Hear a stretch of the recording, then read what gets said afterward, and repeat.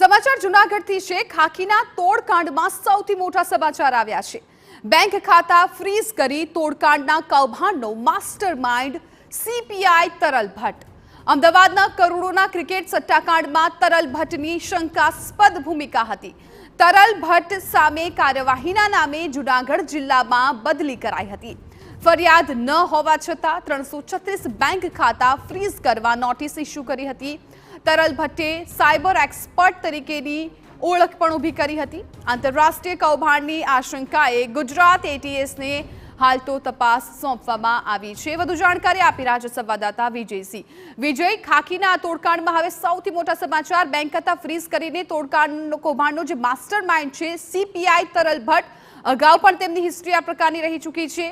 શું છે વિગતો હાલ?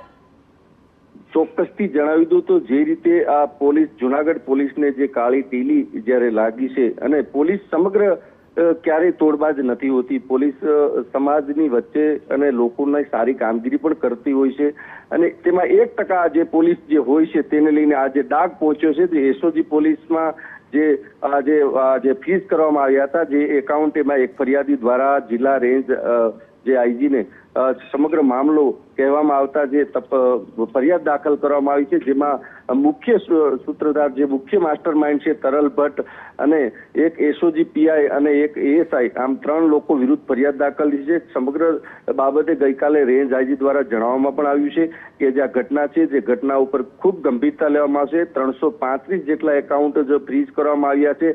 આ તમામ ખાતાની જે તપાસ કરવામાં આવશે અને તપાસ છે તે ઉચ્ચ કક્ષાએ સોંપવાનું કારણ ડીજીપી સાહેબના જ્યારે તપાસનો આદેશ આપી અને આજે એટીએસને જે તપાસ સોંપવામાં આવી છે, હાલ જે મુખ્ય માસ્ટર માઇન્ડ છે તે કઈ પ્રકારની આમાં કામગીરી કરવામાં આવી છે, કેટલા લોકોને જે પાસે ડિમાન્ડ કરવામાં આવી છે, કેટલા લોકો પાસે હજુ પણ ક્યાંક ને ક્યાંક સૂત્રોમાંથી મળતી માહિતી મુજબ જે કોઈ લીધેલા હોય તેમની પાસેથી આ તમામ માહિતીઓ એકઠી કરવામાં આવશે અને સમગ્ર ઘટના જ્યારે આ એટીએસને સોંપવામાં આવી ત્યારે એટીએસ ઊંડાણપૂર્વક તપાસ કરી અને જે માસ્ટર માઇન્ડ છે તેની કઈ પ્રકારની મોડેસ ઓપરેન્ડી હતી એ તમામ બાબતે તપાસ કરીને અહેવાલ છે તે રજૂ કરશે। જી બિલકુલ વિજયસિંહ, આભાર સમગ્ર માહિતી બદલ। તો ફરી એકવાર ખાખીનું આવું તોડકાંડ સામે આવ્યું છે।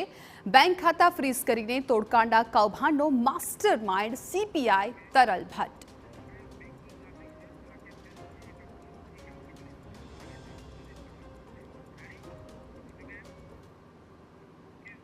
તો આખો આ તોડકાંડ છે એ કેવી રીતે થયો છે અને અત્યારે આ તોડકાંડમાં કઈ પ્રકારની કાર્યવાહી ચાલી રહી છે, ગ્રાફિક્સ દ્વારા આપને સમજાવવું છે કે આખા તોડકાંડમાં અત્યારે પોલીસ શું કાર્યવાહી કરી રહી છે, કઈ દિશામાં તપાસ। સીપીઆઈ તરલ ભટ્ટે 336 ખાતાની વિગતો ક્યાંથી મેળવી, આ દિશામાં અત્યારે તપાસ કરી રહી છે। સીપીઆઈ તરલ ભટ્ટ સામે અત્યારે કડક કાર્યવાહી કરવામાં આવી રહી છે। 336 ખાતાની જે વિગતો છે એમને ક્યાંથી મળી છે એક સૌથી મોટો સવાલ છે અને આને લઈને જ અત્યારે તપાસ ચાલુ છે। તરલ ભટ્ટ સિવાય અન્ય કોણ છે માસ્ટર માઇન્ડ, આ એક સૌથી મોટો સવાલ થાય છે કેમ કે કોઈ પણ એક વ્યક્તિ આટલું મોટું તોડકાંડ ન કરી શકે। તરલ ભટ્ટનું નામ સામે આવ્યું છે, મુખ્ય સૂત્રધારનું નામ સામે આવ્યું છે, પણ તેની સાથે બીજા કોણ સંડોવાયેલા છે પણ તપાસનો વિષય। ભટ્ટ એન્ડ કંપનીએ બોગસ નોટિસ કેવી રીતે બનાવી હતી, અહીંયા આ એક પણ સવાલ થઈ રહ્યો છે અને આ દિશામાં પણ તપાસ ચાલી રહી છે।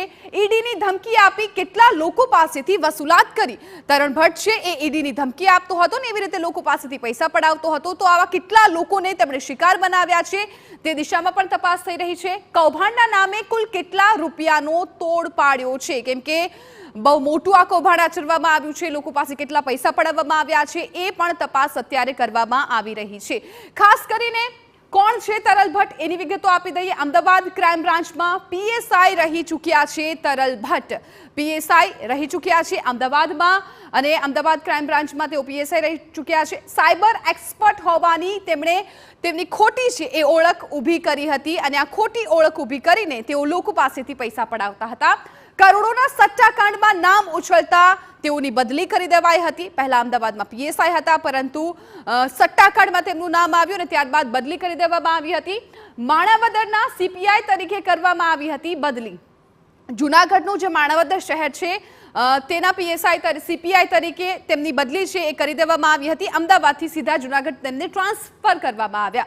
જૂનાગઢ તોડકાંડનો માસ્ટરમાઇન્ડ હોવાનો ખુલાસો થયો છે. ત્યાં જઈને પણ તેમની આ પ્રવૃત્તિ અટકતી નથી અને ત્યાં પણ તેઓનો આ તોડકાંડનો છે એ કૌભાંડ છે બહાર આવ્યું છે. તોડકાંડનો માસ્ટરમાઇન્ડ કહેવામાં આવ્યો છે.